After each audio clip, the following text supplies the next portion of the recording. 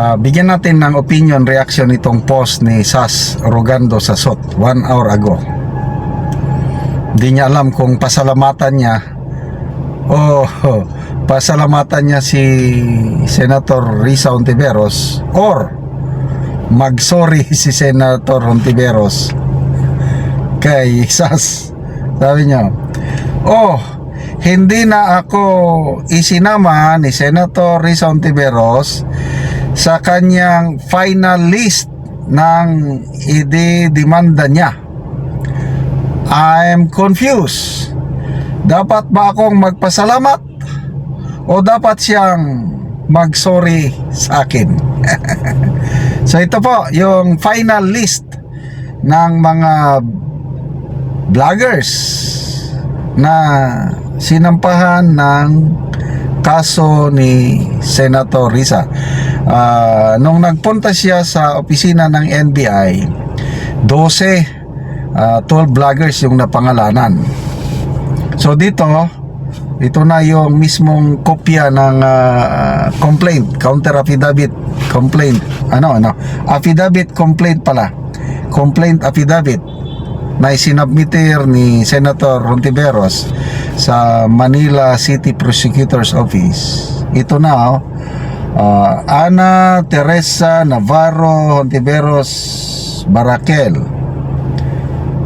complainant, versus ito yung mga sinampa ng kaso. Attorney Ferdinand Topacio, number 1. Byron Cristobal alias Banatbay, pangalawa. Jeffrey Eric Celes, number 3. Crisette Kifi Chu, number 4. Jose J. Sonsa, number 5. And Alex Distor alias Teo Moreno, respondents. So 6 na mga vloggers. Makonsider ba ang vloggers si Atty. Topacio? Kasi palagi siyang nagsasalita naman sa programa niya. I don't know kung vlogger. Basta 6. Yung 12 nga mga vloggers na kasama sa request for investigation ni ni Senator Risa, wala noon si Atty. Topacio. Okay, ang hindi sinama, yung maalala ko lang si Sas Rogando sa SOT, si Rob Rances, Old School Pinoy, sino pa ba? Joey Cruz, tama. Joey Cruz, wala dito nakalimutan ko na yung iba. So confused daw si Sas. Dapat ba siyang magpasalamat kay Senator Risa or dapat humingi ng sorry si Senator Risa kay Sas? Or sa mga ang isang apektado ay si Dr. Rob Rances.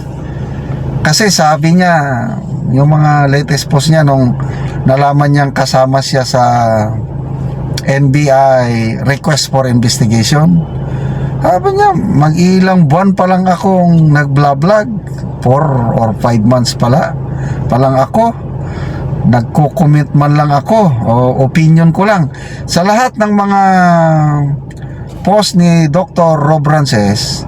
May disclaimer siya, this is just an opinion, sabi niya. Nababantayan ka, opinion lang niya yun. Kaya nung isinama siya ni Senator Risa Hontiveros doon sa kanyang request for investigation, nag-react siya. I'm just a father, sabi niya, I'm just fighting for the right of my children. Bakit niyo ako isasama? So ang dami niyang post tungkol niyan. Ngayon na hindi na siya kasama sa final list, katulad ni Sas, matutuwa na yon. Hintayin natin yung kanyang Sige, mag-comment kayo. Kung ako si Sas, magpasalamat na lang.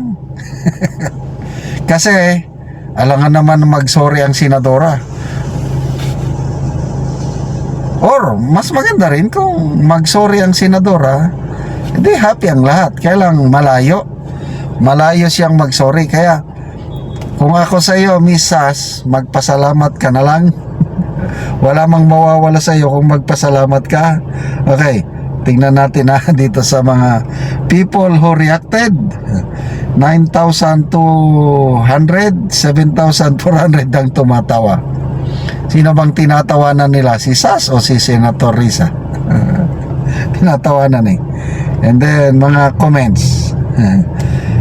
Edwin Beher, sabi niya, grab a popcorn, eagerly waiting for Attorney Topacio's reply. Yes, talagang na-vlog ko na kanina.